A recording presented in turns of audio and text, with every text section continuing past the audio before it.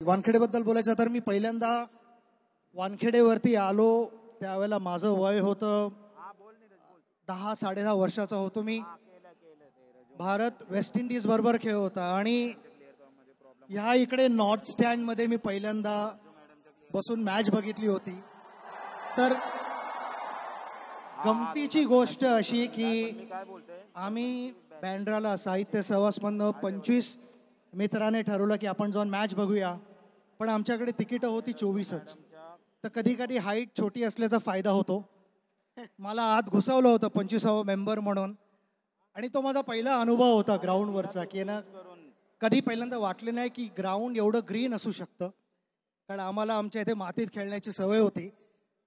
तर त्यावेळेला मला वाटलं की एक दिवस मी पण ह्या इथे येऊन खेळायला हवं, आणि तिथे माझी वानखेडे बरोबर एक नवीन नवीन प्रवास जो आपण म्हणतो दॅट स्टार्टेड.